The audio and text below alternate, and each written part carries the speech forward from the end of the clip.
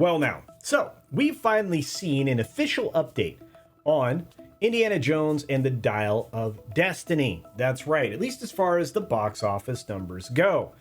We still aren't 100% sure exactly how much money was spent on the film. We know it was at least $329 million, but it was probably a whole lot more. And we still haven't been able to confirm a marketing budget, which was, well, obviously quite substantial. Now, what are those numbers? What do they mean? And what's the likelihood that this film actually crosses 400 million globally before time runs out on that rickety little dial? Here we go.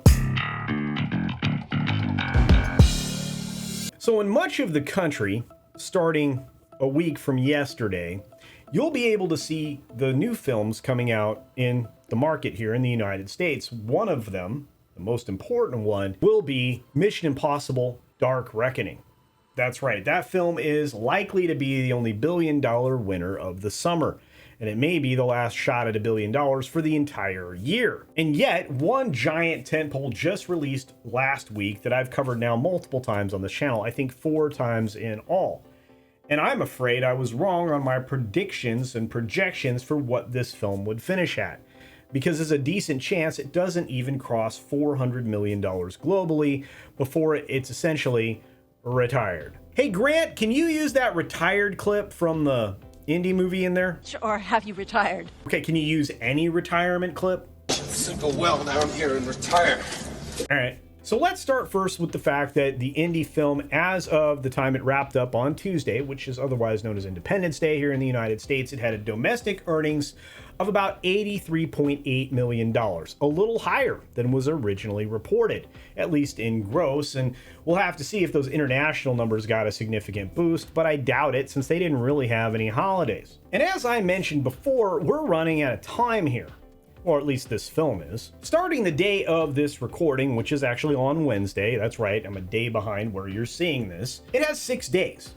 It has 6 more days to make as much money as it possibly can, and poor word of mouth is actually going to affect this film domestically and also probably globally. And of course, all of this comes on a whole lot of rumors that we've been hearing here in the Fellowship from various creators who are very well informed, and specifically WDW Pro, Valiant Renegade, and a few others that I know for a fact have a lot of these stories dead. And let me say this, if what they're reporting is true, and I'm really having a hard time doubting it, there are very high-level meetings that are taking place right now at Disney to decide the future of a whole lot of things. And I'm not just talking about Indy. Kathleen Kennedy surely has to be on the hot seat, and I'm not going to say that she's likely to be gone, because the first time I'd ever heard that was presented with evidence, handed a roughed out idea of what her contract was. She ended up getting renewed for whatever reason.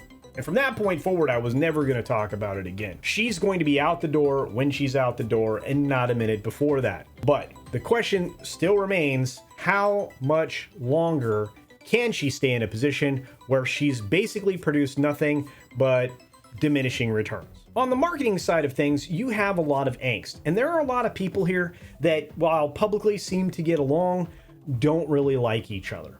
And Alan Bergman, who's been in positions of authority for a very long time in this business, really doesn't have, a whole lot of love for what's been happening over at Lucasfilm lately.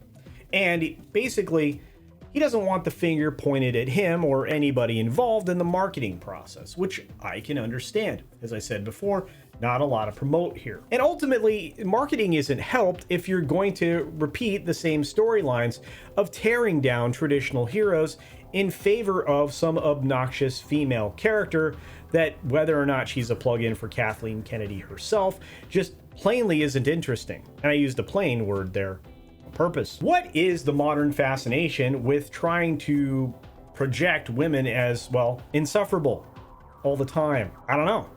I don't understand it. But that's not the major problem with the film. The major problem is it's boring, as I've said before, even in the chase scenes, which I didn't think was possible, which I've said before. But that comes down to story. And here's the other problem with this one. You have 4 or 5 people to blame the story on, because it took a team of people to put a film like this together, which leads me to the main problem for all of these large films, these tent poles, filmmaking by committee. The phrase "too many cooks in the kitchen" means something. It means that everybody's going to spice or season their dish according to their own taste. They like it more sweet or savory. They like it more well done. They like it less well done.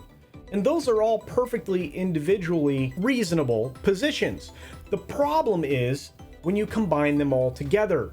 Sometimes the ingredients chosen, they just plain don't work. And because you don't have a whole lot of merit in other positions all along the line, you end up with people not in positions to tell the people that are doing something that they're wrong. What's funny is I actually went into this indie film hoping, well, praying, that it would be a good film, because the last thing I wanted to see was exactly what I knew I was going to get, which was the destruction of another one of the heroes that I grew up with. And what's stranger still is that the people making this obviously appeared to enjoy tearing the character down. And as I said before, that's one of the major problems with marketing a film like this, because your audience already knows what's coming, and all you can show them is they're right.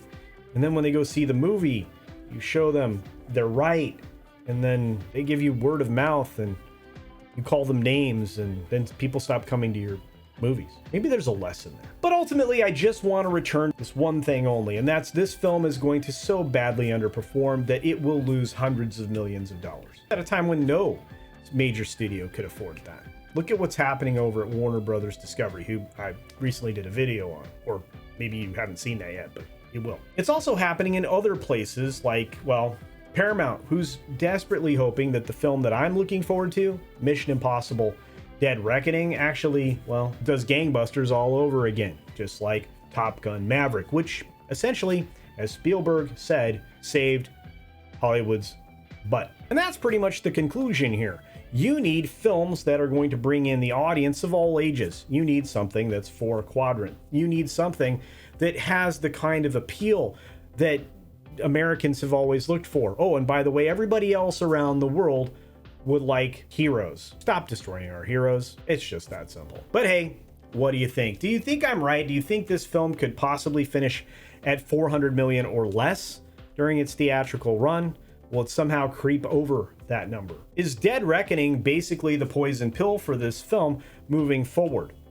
And after that, when we get into Oppenheimer and Barbie, is there really going to be a reason to go and see a very sad Indiana Jones 5? Good questions all, I think. And hey, give me the opportunity to let me know what you think in the comment section down below, because I'd like to talk about this. I think it helps me make better videos to know what you think. An informed opinion is a good opinion. And of course, as I've been mentioning, I'm on the march to 10K subs. We're getting very close, courtesy of each and every one of you, and thank you for your amazing and kind support. We're almost there. So if you're watching this video, if this is your first time to the channel, or if you just haven't subscribed yet, please do so. Turn that red button to gray, hit the thumbs up, give me a comment, and hey, share this around as well. And with that, be sure to take care of yourself, take care of others, wash your hands, of course, because it's good hygiene. And until next time, bye.